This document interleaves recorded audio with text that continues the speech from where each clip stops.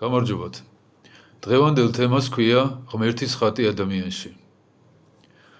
ამ ქვეყნად უამრავი ურთიერთგამომრიცხავი, ტრადიციული და არატრადიციული რელიგია არსებობს. მათი მიმდევრები დარწმუნებული არიან, რომ მხოლოდ მათი სარწმუნოებაა სწორი, მხოლოდ მათი ციან ჭეშმარიტება და ყველა სხვა ცდება. სხვა სარწმუნოების მიმდევრებს დასცინიან ხოლმე, ეცოდებათ და დროებით და მარადიულ სასჯელებს უწინასწარმეტყველებენ. ისლამის მიმდევრებში არიან ადამიანები, რომლებსაც იმდენად სწამთ თავისი რელიგია, რომ მზად არიან ხოლმე თავსაც იკლავენ, სხვებსაც ხოცავენ, გაგიგიათ ეს. ყუმბარებს დაიმაგრებენ სხეულზე და თავს იფეთქებენ. ებრაელ ხალხში ბევრია ისეთი ადამიანი, რომლებსაც სჯერათ, რომ ისინი არიან ღვთის ერთადერთი ჩვეულები და ამის გასამართლებლად მზად არიან უამრავ სისასტიკეზე. რუსებს რატომღაც ესე ვიღაცამ დააჯერა, რომ განსაკუთრებულები არიან და რომ მსოფლიო მისი აკისრიათ და ასე შემდეგ. მაგრამ სად არის სიმართლე? ჩინეთის რუკაზე მაგალითად ესე ყოფილა, რომ ჩინეთი არის სამყაროს ცენტრი და ევროპა, ამერიკა, ესენი ყველანი არიან პროვინციები. ისინიც ცენტრში არიან, ისინიც ერთადერთები და განუმეორებლები. სად არის სიმართლე? ავიღოთ 10 რელიგია. 10-ვე ამტკიცებს, რომ თვითონ არის სწორი. სულ ცოტა 9 აქედან ცდება, ხომ ასეა? სად არის მტკიცებულება?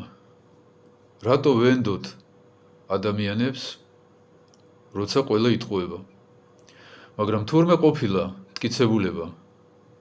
როგორც პირადობის მოწმობა რო ავიღოთ ასე. ღმერთმა რო შექმნა ადამიანი, შექმნა თავის ხატად და მსგავსად. ამაში რა იგულისხმება? მართლმადიდებლური დოგმატიკა გვასწავლის სამება ღმერთის შესახებ. მამა, ძე და სულიწმიდა. მართლმადიდებლური მრწამსი ამას კარგად აღწერს. ჩვენ ყოფილვართ ღმერთის ხატი, სამება ღმერთის მსგავსად.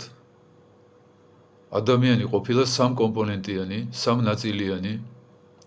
მამის ხატი ყოფილა ჩვენი გონება, ძის ხატი ყოფილა აზრი, რომელიც ჩვენი გონებიდან იშვება და სულიწმიდის ხატი ყოფილა ჩვენი უკვდავი სული, რომელიც მხოლოდ გონებიდან გამოდის.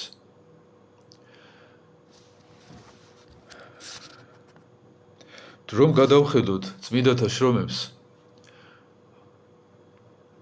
დაახლოებით 150 გვერდია ეს რო შევკრიბოთ წმინდა მამათა სწავლებები. ანასტასი სინელი მაგალითად წერს, ღმერთმა იმიტომ შექმნა თავის ხატად და მსგავსათო, რომ არ დაგეწყო ბევრი ფიქრიო, თუ სამება ერთიაო, სამი როგორ არისო, თუ ერთია სამი როგორ არისო, რომ შენ თავში ხედავდეო სამებასო. არ არსებობს ადამიანი, რომ ეს სამი ნაწილი არ ქონდეს თავის სულში.